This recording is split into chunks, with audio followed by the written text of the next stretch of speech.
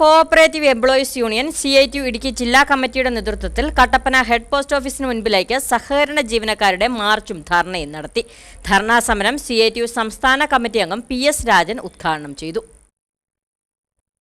കേരളത്തെ സാമ്പത്തികമായി തകർത്ത് രാഷ്ട്രീയമായി കീഴടക്കുവാൻ ശ്രമിക്കുന്ന കേന്ദ്ര ഭരണാധികാരികൾക്കും സാധാരണക്കാരുടെ സാമ്പത്തിക ആശ്രയ കേന്ദ്രമായ സഹകരണ സംഘങ്ങളെ തകർക്കുവാൻ ശ്രമിക്കുന്ന റിസർവ് ബാങ്ക് നയങ്ങൾക്കുമെതിരെയാണ് കേരള കോഓപ്പറേറ്റീവ് എംപ്ലോയീസ് യൂണിയന്റെ നേതൃത്വത്തിൽ സംസ്ഥാന വ്യാപകമായി ജില്ലകളിലെ കേന്ദ്ര ഗവൺമെന്റ് ഓഫീസുകളിലേക്ക് സഹകരണ ജീവനക്കാരുടെ മാർച്ചും ധർണയും സംഘടിപ്പിച്ചത്.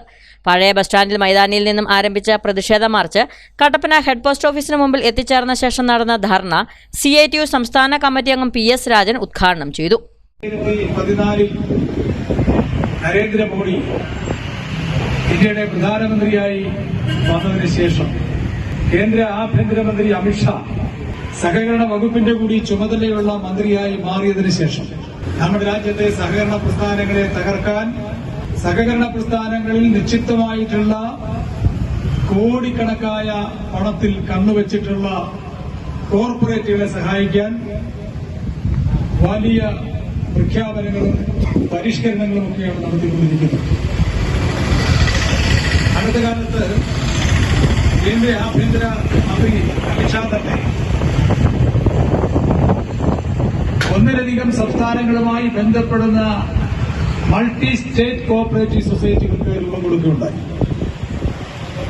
ആ മൾട്ടി സ്റ്റേറ്റ് കോഓപ്പറേറ്റീവ് സൊസൈറ്റികളുടെ പ്രവർത്തനം ആദ്യം ആരംഭിച്ചത് ഗുജറാത്ത് ഉൾപ്പെടെയുള്ള BJP ഭരിക്കുന്ന സംസ്ഥാനങ്ങളിലാണ്. ആ സൊസൈറ്റികൾ സാധാരണ സഹകരണ സംഘങ്ങൾ കൊടുക്കുന്നതിനേക്കാൾ ഉയർന്ന പലിശ കൊടുക്കും. അങ്ങോട്ടേക്ക് നിക്ഷേപം സമാഹരിക്കാൻ പോകുന്ന തൊഴിലില്ലാത്ത ചെറുപ്പക്കാർക്കും ചെറുപ്പക്കാരികൾക്കും വലിയ തുക കമ്മീഷനായി കൊടുക്കും. കേരള കോഓപ്പറേറ്റീവ് എംപ്ലോയീസ് യൂണിയൻ സംസ്ഥാന വൈസ് പ്രസിഡന്റ് TR സുനിൽ സമര പ്രഖ്യാപനം നടത്തി. യൂണിയൻ ജില്ലാ പ്രസിഡന്റ് EK ചന്ദ്രൻ അധ്യക്ഷത വഹിച്ചു. ജില്ലാ സെക്രട്ടറി TC രാജശേഖരൻ നായർ, സംസ്ഥാന കമ്മിറ്റി അംഗങ്ങളായ PG Ajitha, R Radhakrishnan Nair, CPM Kattappana area secretary VR Saji, CITU Kattappana area secretary MC Biju തുടങ്ങിയവർ സംസാരിച്ചു. News bureau, Kattappana.